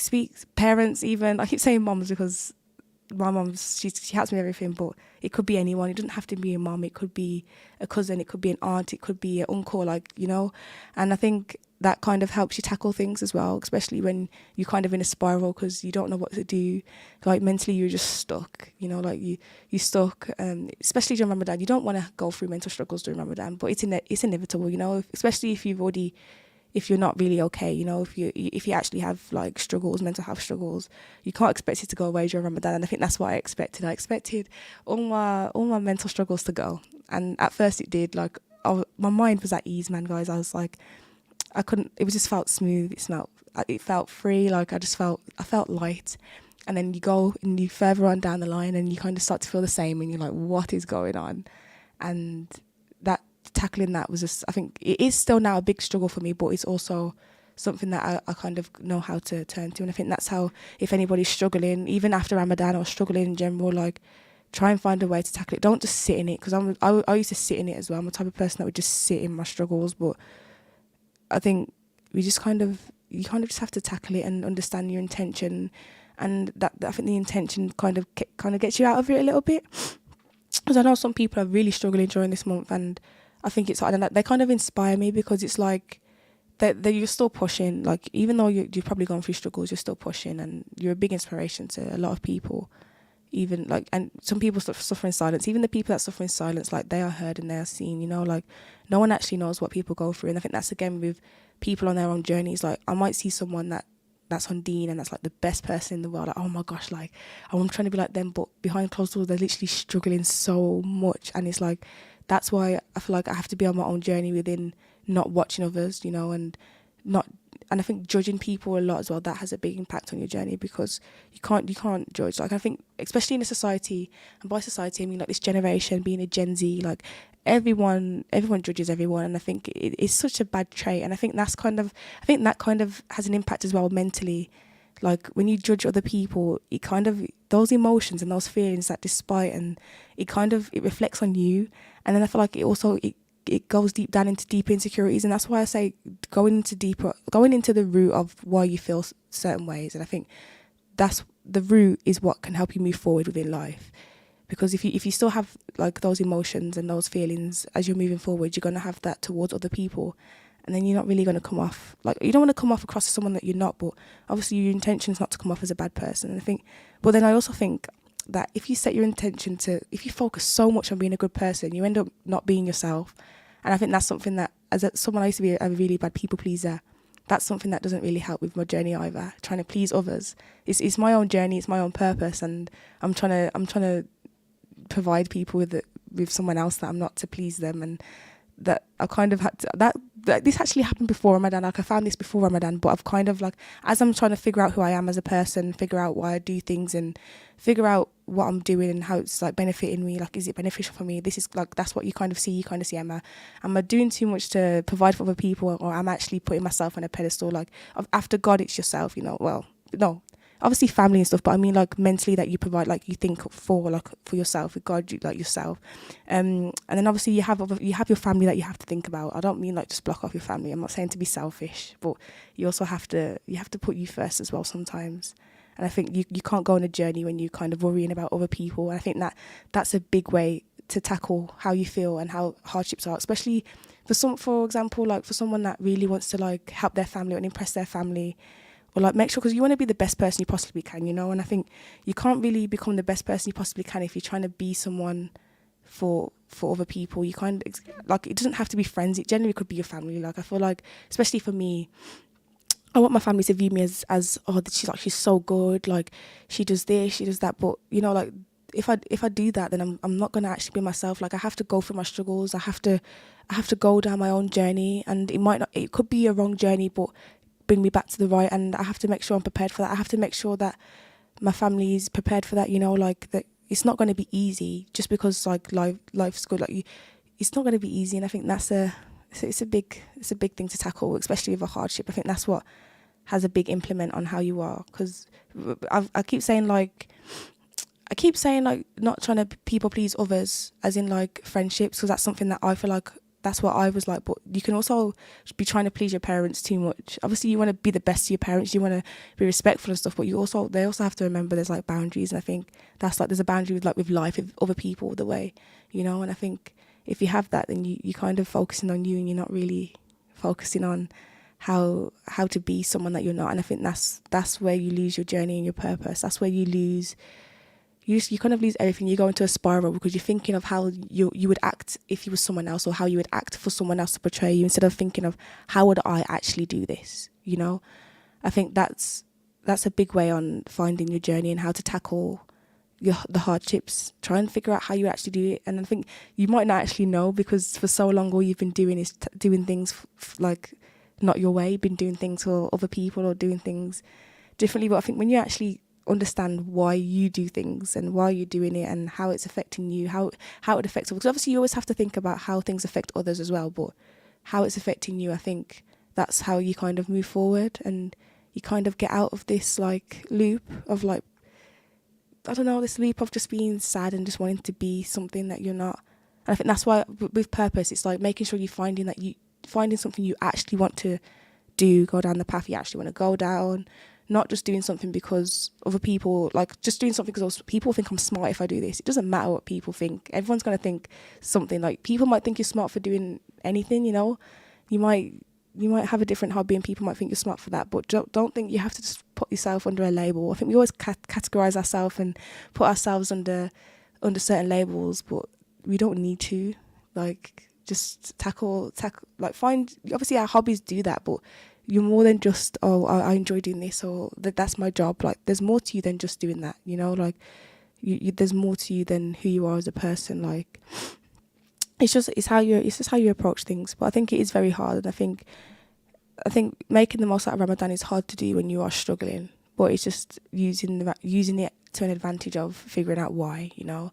I think that's definitely something that I want to do more, because I didn't understand how I could struggle during Ramadan, and then I can kind of just go into depth of why I'm struggling, how I can overcome it, what's not helping, you know, because I feel like we always say the same things to each other, you know, and maybe that doesn't help. So yeah, but I think during Ramadan, it's making the most out of it all, and understanding. I think understanding is a bit. I keep like, it sounds very repetitive, but it's because like I have to drill it in myself as well, and it has to. I'm trying to make sense of it all, you know, like making sense of why things happen and why we're on this journey and why our intention is. And I was saying before this about how when we go to sleep, like what our intention is, you know, it's to wake up. And I think that can help with mentally, like if you're, because when I feel like for me, my personal struggles, when I'm struggling mentally, I don't want to do anything, you know, like I want to lock away from the world, I want to stay inside, but that's not what I'm here for, you know. And I think that's why when linking to purpose, it's more than just finding it like now as you're growing and as you're alright. When you're down, when you're at your lowest, you kind of have to think, what is my purpose?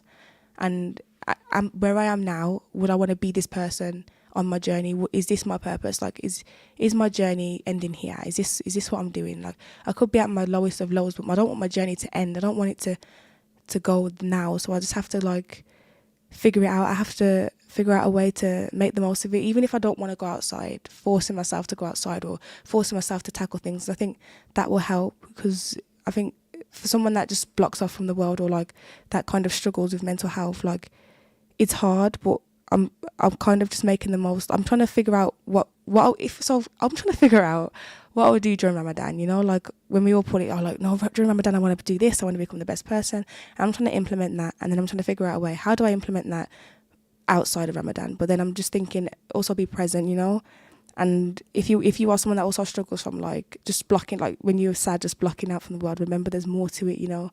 You can't just like not go outside, or you can't just like distance yourself from other people. I think that's a big thing as well that doesn't really help with moving on with the journeys when you kind of distance yourself, because then you're on your journey alone. Don't get it twisted, but you need to have others with you, you know, like you need to have people that help and guide you. You also need to be social, you know. You need to actually be all right. I think you can't really be okay and tackle what your issues if you're just blocked away from the world. You have to be social. You have to appreciate your surroundings, being present. Like even being present is being social, you know. Going out is being social. You don't have to actually speak, but just being there on the walk or doing things helps tackle like your hardships. I think this is just my own personal experience. Like it might not make any sense to some, it might make sense to some, but it's just my opinion, right? You know. But yeah, just because I think it's hard. I think it's a big struggle, especially during. I think it's just such a beautiful month. You don't want to have any negative or bad vibes during this lovely month, but it will happen, and I think you just have to prepare. It's a lot of preparation, I think. And I think once you start to prepare for how you feel and how you are, you kind of end up preparing for life in general. You prepare for how the outcome might be. I might have a conversation with someone, or like for example, I might have an interview, a job interview, and I have to prepare, especially for someone that I know. I'm very like someone that overthinks, or like know that if I wasn't to get the job, I would spiral and be like, I'm not good enough, and tell myself the wrong things. I have to prepare to hear the bad news and how to tackle it. Instead of telling myself I'm not good enough and telling myself that I'm not worthy, it would be a case of telling myself that it's not for me, you know. It maybe there's something else better for me, and I think that's how you kind of find your purpose and journey. And that, you know, like it's what's written for you. And I think with that mindset and bringing that into my lifestyle after Ramadan and just in general, you can move forward. You're not in that spiral of going back into a sadness because you're constantly tearing yourself down. And I think mindset just plays a big part with how you are when you're moving forward within your purpose and finding your purpose in your journey. Because you have to see things for how they are, and I think preparation helps. So, for example, that job interview, I was saying, but then if you prepare for the good, you know, like if you do get it, prepare for what's the next steps after that, and then prepare if you don't get it, what's the next steps after that for not getting it. It's more than just a job interview. It doesn't actually just mean a job interview. Like there's more to it. It could be anything, but instead of just making the things that don't go your way make you go into a spiral, try and figure out like. Look at it as a positive. But we are coming to an ad break, so I'll be back shortly. Midland Plastics and Plumbing Limited, your one-stop shop for home and bathrooms. A wide range of plumbing products and quality bathroom supplies in Wolverhampton. We supply underground drainage, guttering, roofing products, UPVC cladding, and much more to the trade and public. This Ramadan, we're offering 40% off all bathroom suites. Visit us online at midlandplasticsltd.co.uk or call us today on 01902 399 611. Or why not visit in-store at Moore Street South, Wolverhampton, WV2 3JN.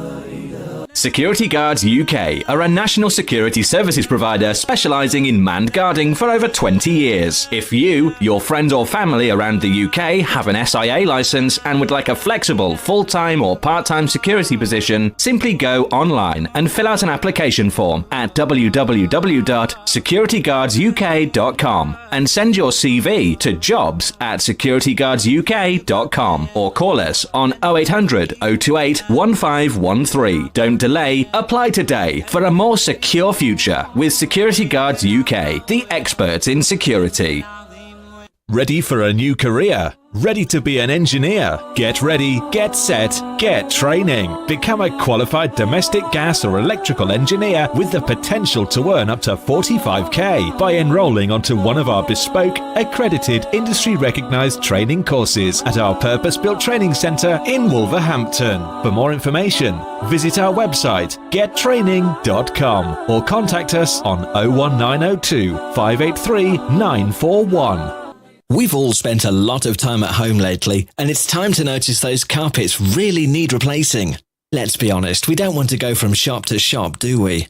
Well, Perfect Carpets can save you the time and bring perfection to your floor. Over 1,000 high-quality styles and colours. Carpets start from only £3 per square yard. Rugs from £30. There's free measurements and free quotation with exclusive trade discounts to landlords and builders. You can't get any more perfect. Make your home with Perfect Carpets, the Black Country's biggest carpet store. Call us today on 01902 428 833 or visit us at 21 to 25 Snow Hill, Wolverhampton, WV2 4AD, and quote Ramadan Radio for 5% off your next order. Your tyres are essential for safe driving. They're the only link between your vehicle and the road. At Premier Tyres, we proudly stock leading tyre brands such as Goodyear, Michelin, Pirelli, and more. We're also your go-to garage for MOTs, servicing, exhausts, and all your mechanical needs. With the most affordable prices in town, unmatched quality, knowledgeable and fully qualified mechanics, we will look after your car no matter the make or model. Premier Tyres, Crown Street, WV1 1PX. Call 01902 455 684 or visit premiertyreservices.com. Are you in receipt of benefits and looking for cavity wall or underfloor insulation? Did you know, with Northern Gas Heating, you could get a free boiler with the insulation measure of your choice? Call 0800 083 1000 or go to northerngasheating.com to see if you're eligible. It's a quick and easy assessment. Northern Gas Heating, celebrating over 20 years in the industry. We're proud to be the UK's local central heating company. This Ramadan, it begins with you. You are a giver of hope, a seeker of rewards, a responder to those suffering. You are the hope to many. Hope awakens the hearts of those in need. Hope can extinguish their fears. You are their hope. Your zakat and sadaqah makes a lasting impact. Donate now by visiting muslimhands.org.uk. Feeling peckish? Treat your taste buds with a range of delicious snacks and flavours of the Far East from Indus. Why not try our range of roasted nuts, dried fruit, Bombay mix and flavoured snacks? Indus by AIB Foods. Available in your local supermarkets and varied retailers. Indus, the world's finest foods.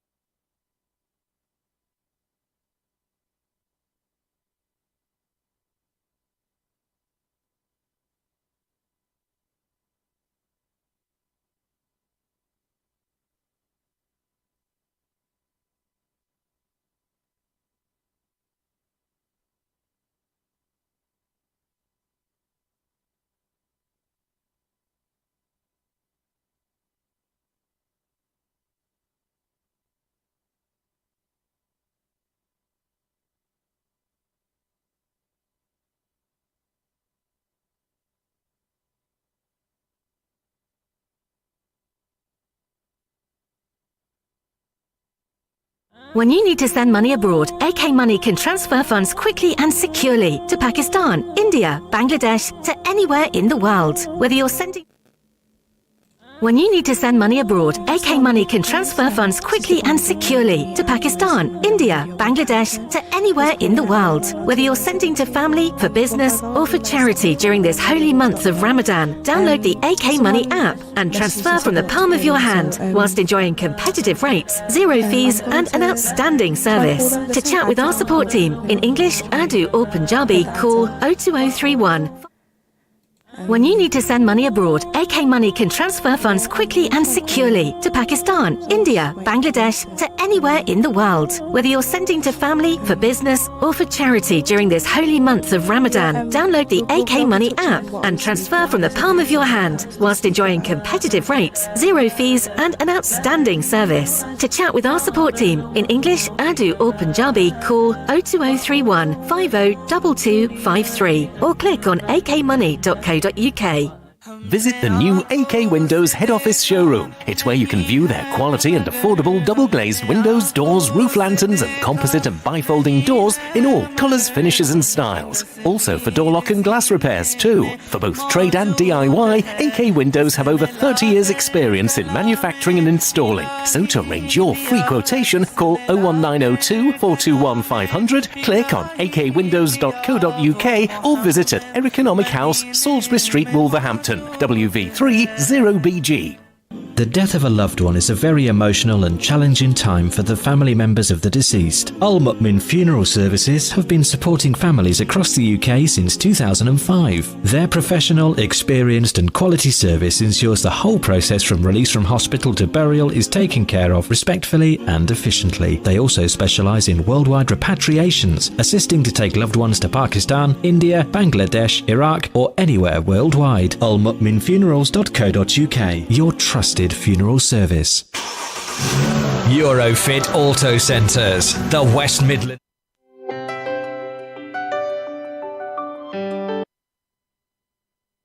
Hello? Hello, I can't hear you. Hi, can you hear me now? Yeah. Okay, cool. Hi. Hello, assalamu alaikum. Assalamu alaikum. I'm alright, thank you. You're right. Yeah, I'm good, thank you. I'd like to, I was tuning into today's podcast episode, and it's really good. Everything that you're saying is factual, and there's a lot of experiences you've touched on, which is very relatable, especially the mental health kind of issue. So with me, by the way, guys, it's one of the members of the Final Dunya, but I'm not here today, unfortunately. But with me, my Ramadan has been quite, I'd say it started off at a high. I was in cloud 9. Yeah, this Ramadan's going to be great. I've got so much things. I'm going to read the whole Quran. I'm going to do so much dhikr. I'm going to attend every tarawih. So it was very high expectations. And I was speaking to a friend before, and she even told me, make sure you don't have high expectations for Ramadan, because although that's good, make sure they're realistic too. You can't jump straight from, semi-practicing to doing everything, doing the Fard prayers and doing the Witr and the Sunnah prayers. But I've really been struggling recently during Ramadan. I think when you go through mental health illness, it makes your iman drop very low, and it's hard. Sometimes it kind of links back to the purpose. Every time your iman is low or you're going through struggles, yes, we are told with hardship comes ease, but at the same time, it's you kind of go back to what is the point? Do you know what I mean? What is the point of not life, because it's not gotten that bad for me, alhamdulillah, but I'm saying you kind of go back to the root of things, and you really want to know do you know what I mean? What is the purpose of life? I agree. But yeah, alhamdulillah, I think there's still the 10 days left, so I'm going to try and make use of that. But to anyone listening, don't feel discouraged because the Ramadan didn't go how it was meant in your head. Everything is planned by Allah, and at the end of the day, going through struggles is inevitable, but use Ramadan to bring you closer to the deen, even if it's just listening to Quran. And I know you can struggle getting up and praying, but set yourself, say, 2 prayers out of 5. It's better than none, right? So, yeah, that's just my experience on Ramadan. Do you feel like you're finding it easier to tackle what's going on, or are you finding it? Do you think you're just stuck at the same place, or do you think it's getting easier? Honestly speaking, I do feel like I'm stuck at the same place. My iman has been so low. But I think I could be doing so much more, which will get my iman high. So part of it, I put the blame towards myself partially, because I'm not trying to get out of this plague, Yeah. which I should do, but I'm not.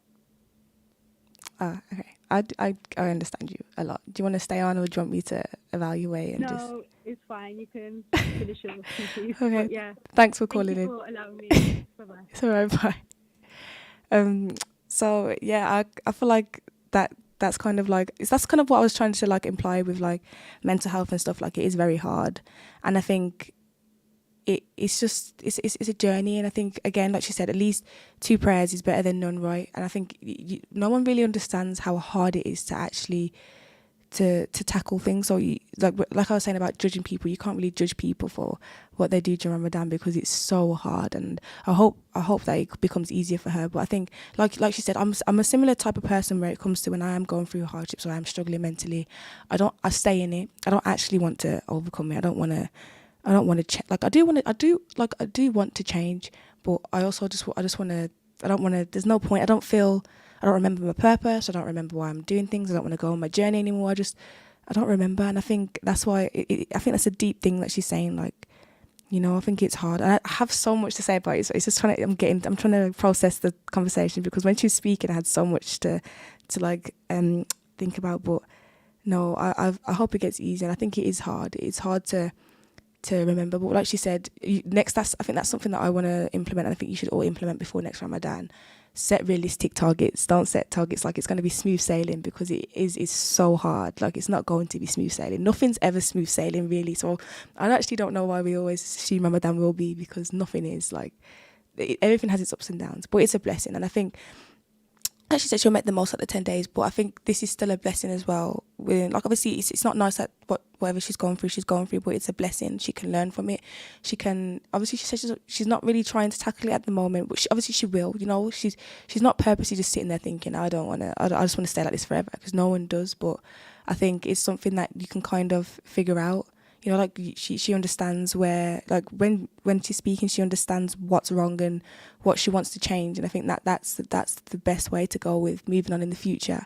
Especially when I know that she probably she has goals, she has a life that she wants to live, she has certain things she wants to do, and of course she hasn't reached those things yet on this journey. But it's not going to happen straight away. And I think it happened at a right time, because it shows that there's no smooth sailing. You know, like.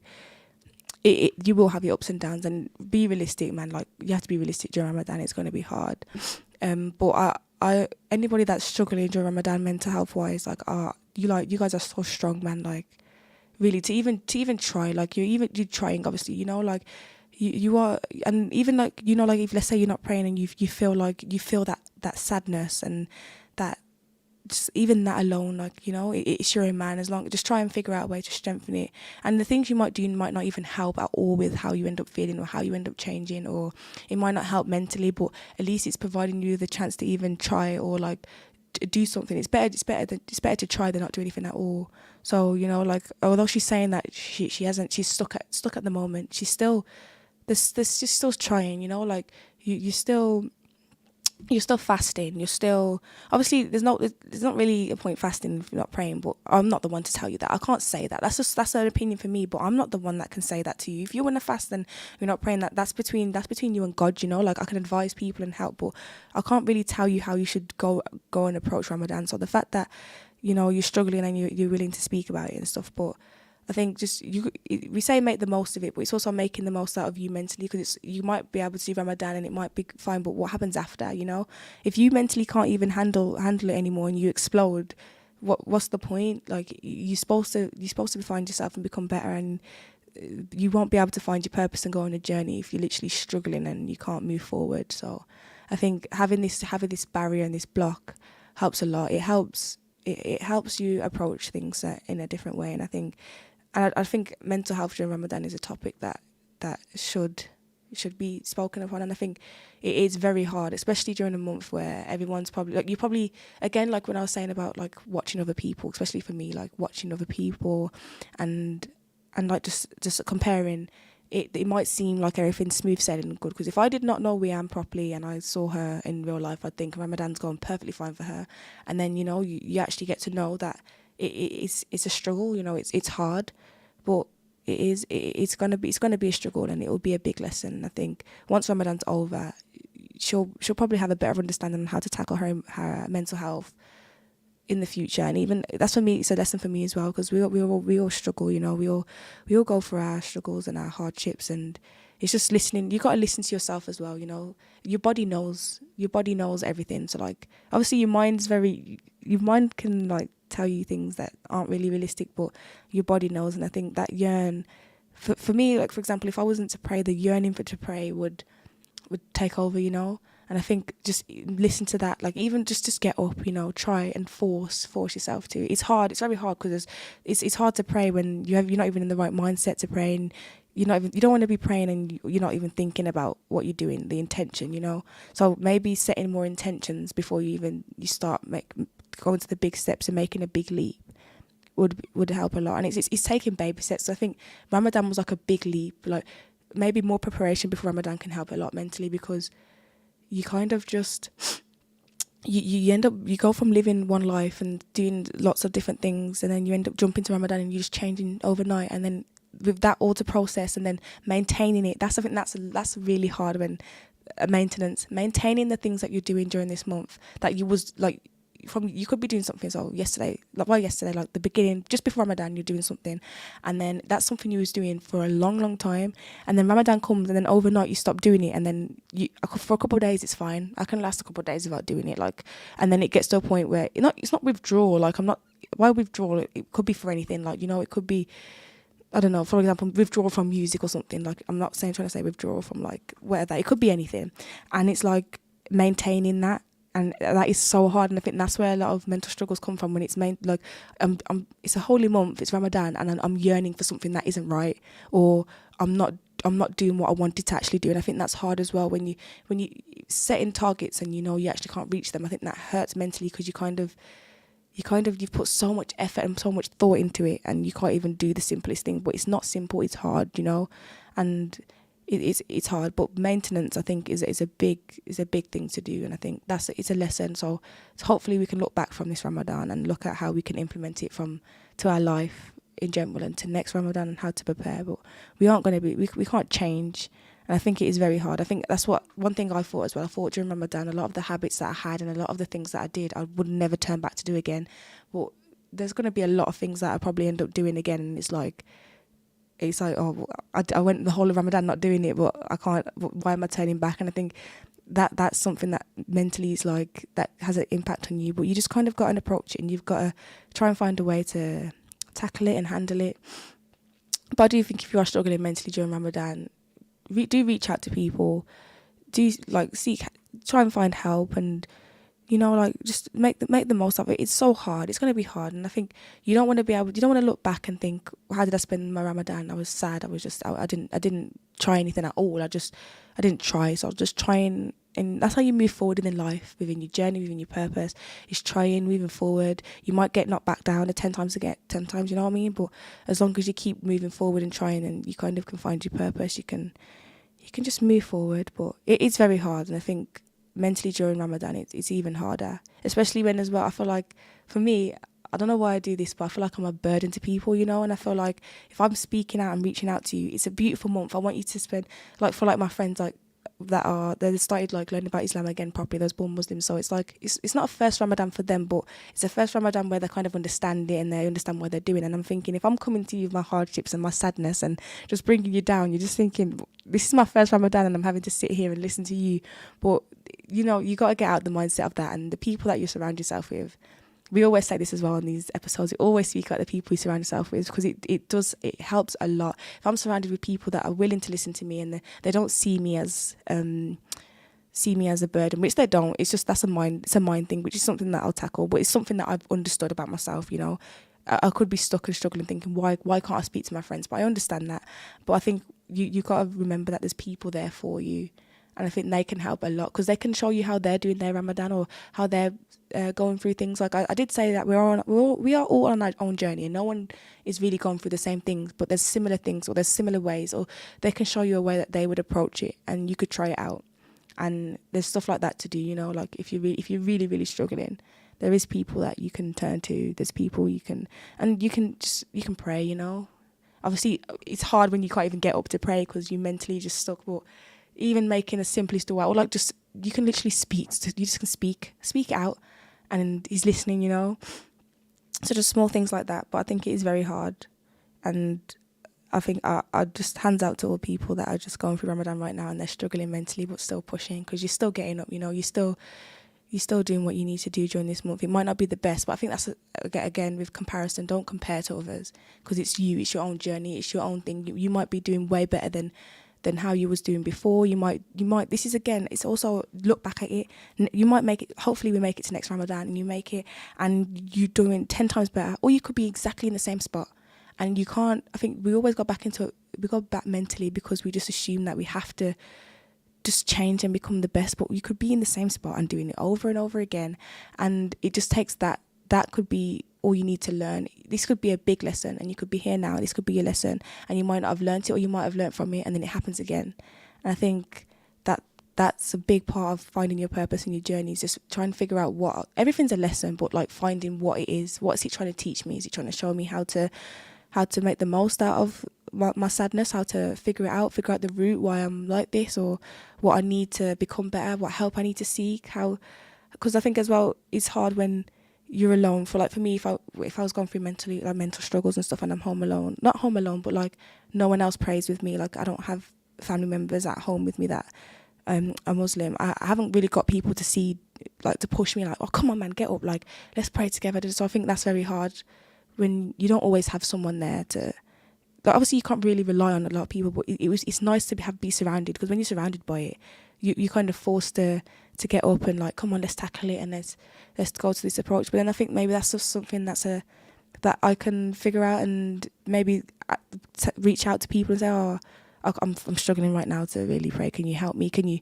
like, there's things like you can video call your friends and stuff and maybe pray together and stuff like that might help. I think when you have that feeling of being surrounded with other people that are doing the same thing as you, instead of just being isolated and doing it on your own, you can kind of get out of that. Because I think that's what's hard during Ramadan mentally, like mental wise, because you're going through it alone and no one else is there really to help you. You kind of just end up just spiraling on your own. You're tackling everything on your own. But then when you have people that say, oh come on, we've got this, like we have something to do. We have something to, like, for me as well, like before Ramadan started, before I reverted, we was doing sessions where we was like learning about Islam again, and those sessions, like, I could be sad, and then I'd have those sessions, and we'd do a big video call on learning about Islam, and I'd be so happy, like, after that, just being surrounded by people that are learning the same thing as me, going, like, understanding some of my struggles, understanding my religion, and that like, it might help a lot with mental health wise. And I think that's how you can move forward, you know, like having people that surround you help push you, because I think when you're on your own, you're stuck. It's your own journey, but you also need guidance, you need help, you need people to help push you. You need to like hear things how it is, and have people tell you that you're, like, you know, like words of affirmations, or like just anything, you know. So I think that's a big thing to work on mental health wise during Ramadan. But yeah, I think just moving forward, it is hard, and it will be hard, but we have days to come. Like, it is coming to an end. Ramadan is coming to an end. It's coming very quickly. I didn't expect it to end so quickly. It's not now, but like, you know, like, the days are moving forward, and it's like, I remember when it first started, and now it just, but yeah. So I think even then, I think the pressure, like thinking about the wrong things, like thinking about, oh, Ramadan's ending, I haven't done this, like, don't focus on what you haven't done now. You have to try and figure out a way to even try and do it, or figure out a way to just put your mindset on something else, instead of thinking about, oh, but I haven't done this, I haven't made the most, and try and have no regrets, you know. Like, I think that's what doesn't help a lot with mental health wise, and I think it's not going to help during Ramadan. We're going to have a lot of regrets, and it's like, we can't, like, oh, I wish I did this more during Ramadan, I wish we didn't, you know. Like, you can't really change the past, so instead of just dwelling on the past and thinking about, I don't know, like the worst things, try and think about the best things and move forward. But I think it is hard. I think it's hard when you are on your own, and you will always be on your own, but you also do have people that can help. And it's just how you work with it, you know. It's how you take the help. It's how you interpret things. So I think it is hard, but yeah, setting realistic goals is something that I think will help a lot. and just set. But then you can kind of, it doesn't always have to be realistic. It could be anything, like I think realistic goals helps a lot when with someone that like, instead of thinking about, it's going to go smooth sailing, but I also think it's nice to kind of go in with that positive mindset. And okay, it might not go how you wanted it to go, but you can just think about why, or it's fine, like you have to keep moving. Like your intention isn't to not do the rest of Ramadan just because you're struggling mentally, like just because you're struggling, you still want to make the most out of it. And I think it just all links back to intention, your mindset, and just, like for me, strengthening your iman is more than just strengthening that. It's strengthening your mindset, it's strengthening who you are as a person. And I think that helps mentally when you want to do that. Set your intention to be how you focus on yourself and how you help yourself. Don't just set it on how you're, and I'll just don't just set it on how you're doing things. Set it on how you want to be, set it on how you want to obviously get out of that mental like how can I say, like, not downfall, but like, that mental, the sad zone. I'll say the sad zone. You want to get out of it, and it's like, how can I do that? And just focusing on that. That could be your focus during Ramadan. Change your focuses. If you set targets for yourself and you're struggling mentally, maybe you're overwhelming yourself too much, you're overbearing, you're putting too much pressure. You're not going to find yourself or go on a journey and find your purpose if you've got so much on your plate. Like, how are you supposed to move forward and find anything if you're struggling like that? Like, you can't do anything. I know for a fact when I'm struggling a lot or I'm going through it, I'm not focused on anything. I'm not even working on myself. I'm not even pushing to move forward. So how am I supposed to find and travel and go on my own journey? So it's just stuff like that. Just try and figure out, change what you need to do. So during Ramadan, my goal was this, but now I'm changing it to marking down how many times I pray now, because I'm struggling with my prayers. Making dua, doing this. What am I not doing? Is that a good goal? Can I still do that during Ramadan, or is it unrealistic? Like, it's just small stuff like that can help mentally, because then you kind of adapt into it. You don't feel like you're a failure, that you haven't met any of your targets. I know I would feel like that. I'd feel like I've failed. I haven't met any of my targets. But instead of just thinking about meeting those targets that you're not meeting, there's a reason why that you're not meeting them. So start from scratch. Like the same way we both started from, like, well, you started from scratch as a born Muslim to, this is for Wiam, sorry, but how you started from scratch to find Islam again. Start from scratch to set goals. Or for anyone that's struggling, for me as well, I would do this. Like, if I'm struggling, start from scratch. And if I can't set those goals, scrap it. It wasn't meant to be. It doesn't mean that I'm never going to touch it again. It just means maybe the goal wasn't for Ramadan. Maybe I'll do that after Ramadan. Maybe it happens so just stuff like that. I think it can help mentally when you're kind of just trying to adapt to how you are as a person. Don't just follow and go down into the sadness. Try and figure out a way to work with it. So just work with your emotions, work with yourself. And I think that's how you can kind of find your purpose and your journey, because you won't be stuck. Because right now I feel like we're just stuck where we are. But we are coming to an end. I hope what I was saying makes sense. Like, I think it's hard to speak on my own, and I'm going to think that I'm just saying waffle right now. But you're listening on Ramadan Radio Wolverhampton. Email us at info@ramadanradiowolves.com if you have any inquiries and stuff. But we're coming to an end. Bye.